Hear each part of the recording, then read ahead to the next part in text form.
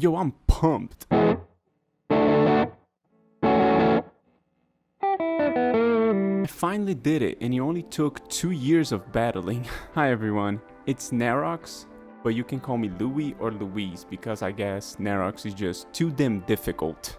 Narokx. Narokx. Naro, I know you said you was nervous. Let's go.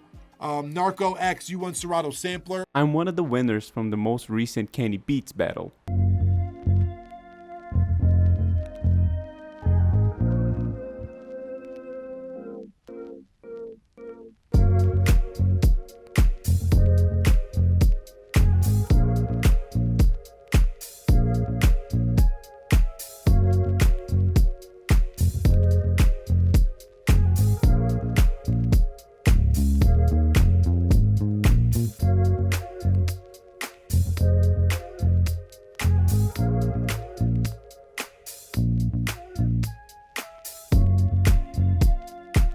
In this video, I'm gonna tell you about my journey, I'm gonna break down my submission, and I'm gonna give you some tips if you're still one of those people that are struggling in the battles. If you've been living under a rock and don't know, Kenny Beats has been rising into all-time great status as a producer. If you try to box Kenny in as just a fat 808 guy, you're probably just ignorant at this point. A quick look on his Twitch stream and you'll see that he does pretty much all styles of music. I already know what I'm doing for 2022, set myself apart. I decided 3 months ago. I already have the whole plan. It's one thing. I don't have to worry about anybody else. Let me show you, hold on. Let me show you. Here's the thing no one was thinking about for 2022. Sitar. Wow. Who's got sitar on a record? Name a hit record in 2021 with sitar. Nah. But regardless of his big placement with big artists and his obsession with finding and working with emerging new talent, I truly believe that the biggest thing Kenny has done in the last 2 years is the community he's built on Twitch/Discord. He is one of, if not the pioneer of established producers deciding to do live stream. And I believe that his success is due heavily to the fact that he always gives back to the producer community and the massive success of his weekly beat battles, which I believe are the biggest beat battles in the world, right? In the last 2 years, I don't think nobody has given as much shine and actual prizes in plugins, gears, and actual money to producers like Kenny has in the last 2 years. If you subscribe to him on Twitch, you get to participate on the battles. But then he gives you literally the most awful samples you can think of. Your sample is...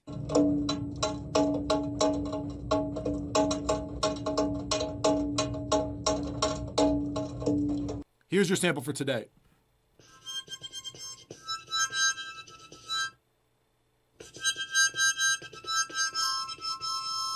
With that, you have 1 hour to make a 1-minute beat out of that.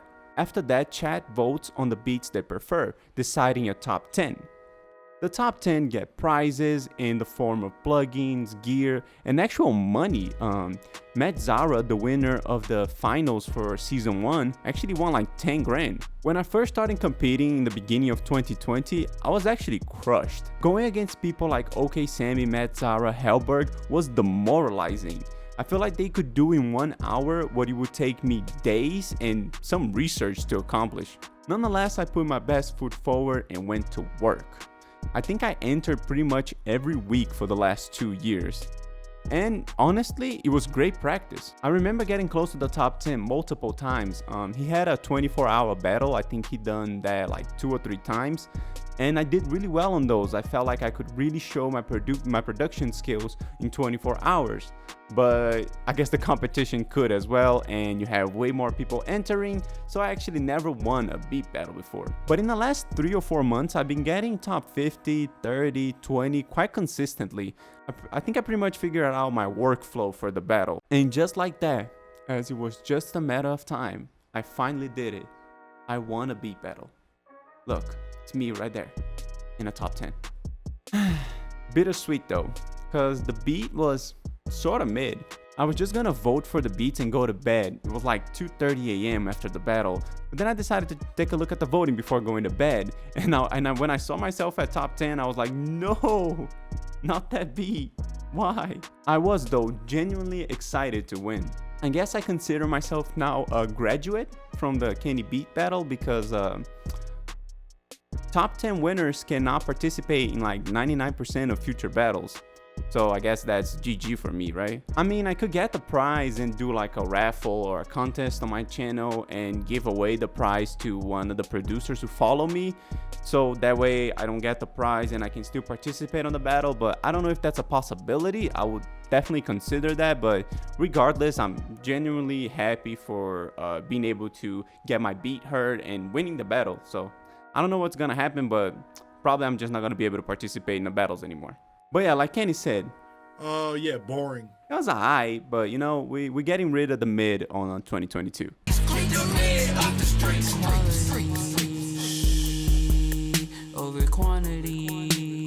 Regardless of the fact that I'm not really proud of the beat, I definitely think there's a lot that I did that I can break down and is worth breaking down to show you guys cool techniques that can get you the attention that you need to get some votes and actually do really well in the battle, and some time-saving techniques because honestly 1 hour is panicky inducing.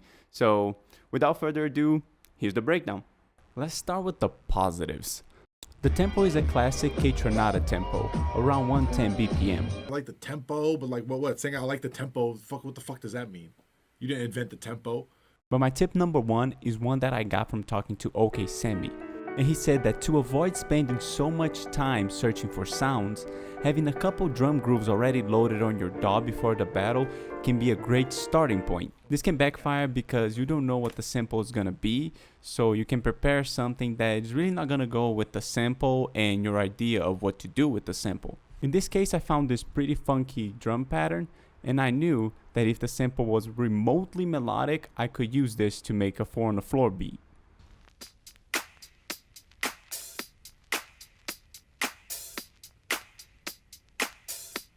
I did a 4 on the floor kick pattern and layered the snare from the drum loop with a small clap. Now to the melodics, and here we arrive at actually what was the main issue. I built this beat on a very chill foundation. The chord progression is from the song Lonely Eyes.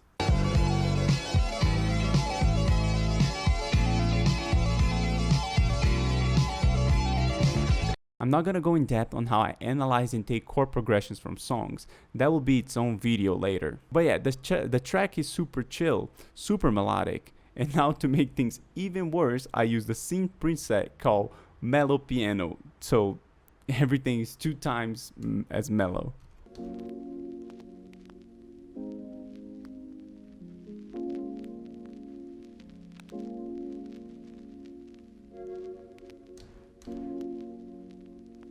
Side note, I'm not saying this is bad. The progression and the sound are beautiful. But it is a beat battle and you have 1 minute to make the audience lose their minds. So I think it's 10 times harder to do that when your track is going for that chill vibe. But it is possible. Here's the winner from the Pensados Place battle.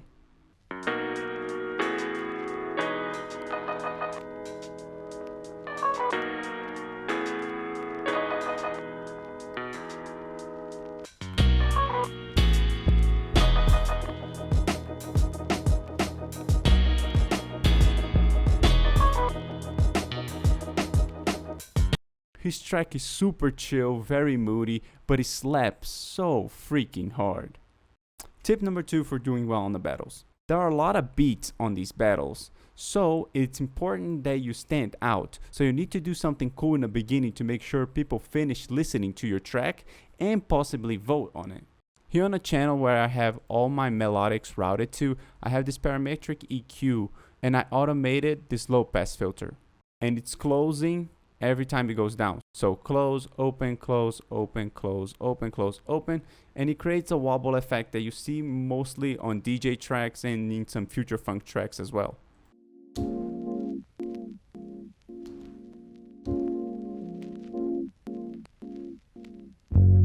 It's a DJ effect, but I think it works really well on drops. And I believe that an interesting chord progression followed by a cool transition effect into a 4 on the floor pattern is a great recipe for an ear-catching beat. Now for sample usage. The sample for tonight Winston. People want some bars, homie. I'll start you off, alright? Ooh. A lot of the people were question marking my sample usage, but I guarantee you 90% of the track is the sample. At first, I had other synths and ideas that I wanted to use to layer the main melody that I did with the sample. But I quit on those ideas because they were just not adding the excitement that I wanted. All the idea that I had was, instead of having the mellow piano into the sample, it would change the melody from a C sharp minor melody to a more exciting C sharp major melody. But that sounded awful, so I had to quit on that idea halfway through the battle. So I have a lot of unused ideas that I was just throwing paint at the wall. After failing to add a layer of excitement with some brassy synths, I tried to make the sample sound the best I could. These are the chops that I used. And now we arrive at tip number 3, which is mostly for FL users. Here on FL you go right here and you go detect pitch regions. And now I know the key of every note of the sample. So for example, when the dog is going, oh, and he's maintaining that note because of the auto tune, I know that that is D sharp major. And what I did was I took that, exported, have here D sharp major, changed the root note to D sharp major, so now I could play on the piano.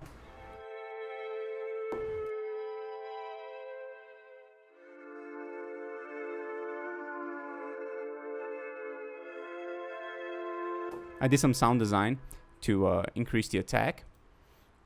At first I was gonna have this be the chords and the other chop be the top melody, but I flipped it. This one became the top melody.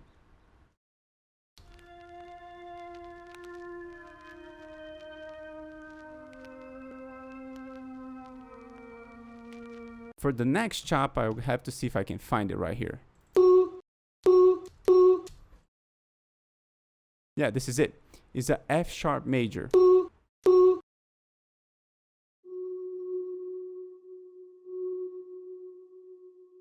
Again, I changed the root note to F sharp, so now I can play on the piano.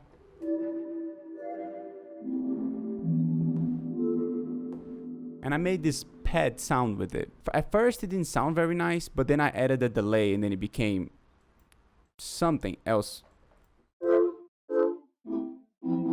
Very short, very stabby, and then with the delay,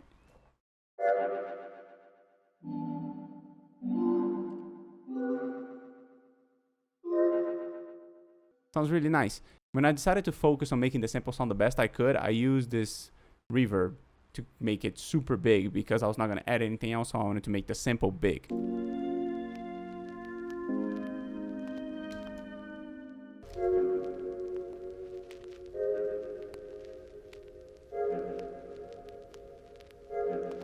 And that became the main melody for the 4 on the floor section.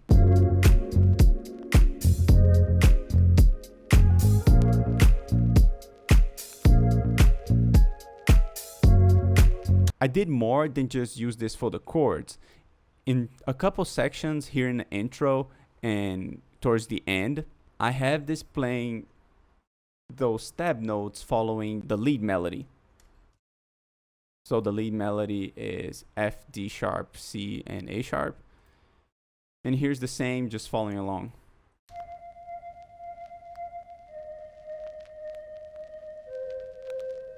The only difference is that I duplicated so I could rise the volume of this one without affecting the chords.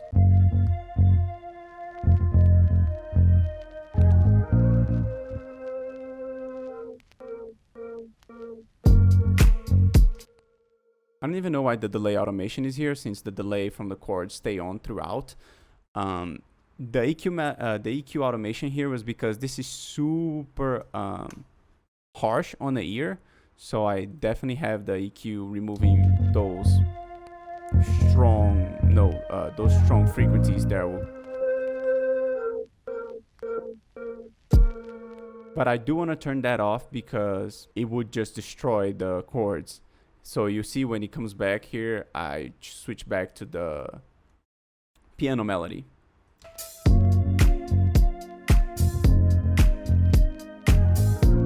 Next pattern I got was this little. And honestly, it was already in key, so I didn't have to mess with it. And I created this rising volume effect. And I just sent it I added a lot of reverb and sent it to the main channel where I have the cassette and where every other melody is routed to. And that's the beauty of having this detect pitch, because I know it's in key because I already know all the notes. I don't have to spend too much time figuring that out, especially when I only have 1 hour. This is a great time saver. And this tab pattern plays at the end of every 2 bars.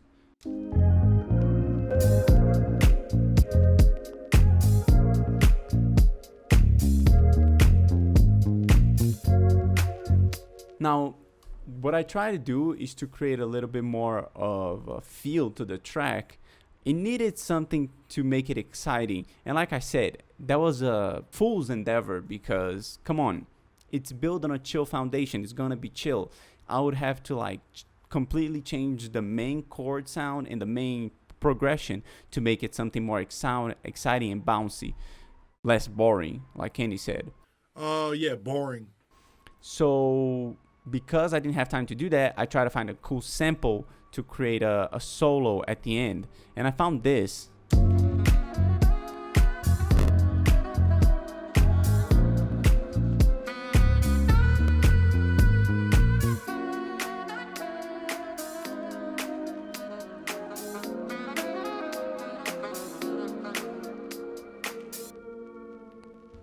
That's not bad, but that's corny as.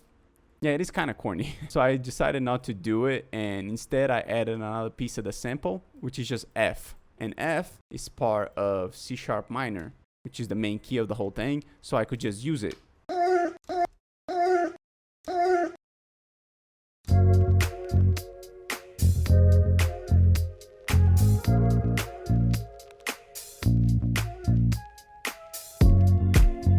This little grace note pattern was the only thing that survived from my all my synth attempts. I wanted to have the grace notes play in between the patterns whenever it wasn't the bass doing it.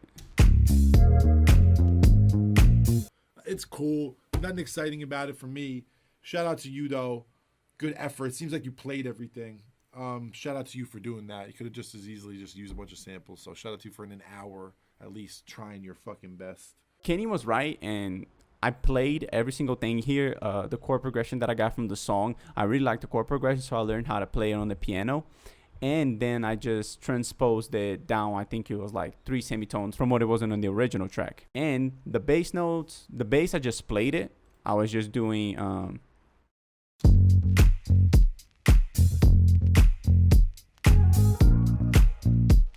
sounds super nice. And this pattern right here, which is the transition between when you finish the bar, basically.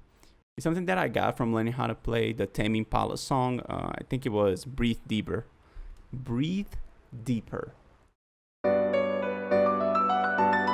Which was the top melody on that case, but I just grabbed that concept and used it as a bass, and it sounds really, really nice. And I definitely think that's how you steal. I grabbed this, which was the top melody from a little section of a Tame Impala song, and I made it a very big part of my bass line.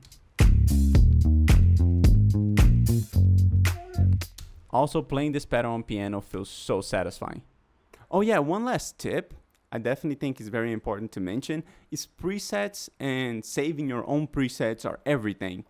For the EQ wobble thing that I did for the drop, I actually have that already saved as a EQ preset for the automation, so I don't have to do that manually every time. The beats that I do for the battles are usually on the style of the beat that I've been doing throughout the week. So for example, when I panic and I didn't know what to do with layering the chords, and I decided to just make the chords big, I already knew which reverb I was going to use and which preset for that reverb I was going to use. I didn't have to spend too much time deciding or searching for sounds. So being prepared with presets is actually one of, if not the best thing you can do to save time.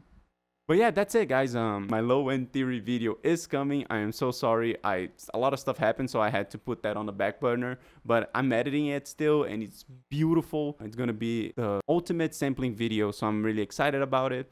And I'm still gonna decide what I'm gonna do. I think I won the Serato sampler from the contest, and I guess if I can continue to participate on the battle, I'll just keep checking Kenny's stream. It's a great stream, and hopefully he announces battles, you know, the submissions are bad for a couple weeks and winners can participate again, because I definitely wanted to get like top 5 or even top 3. That would be so exciting, and I want to be able to be proud of my work. So yeah, thanks for watching. Please subscribe.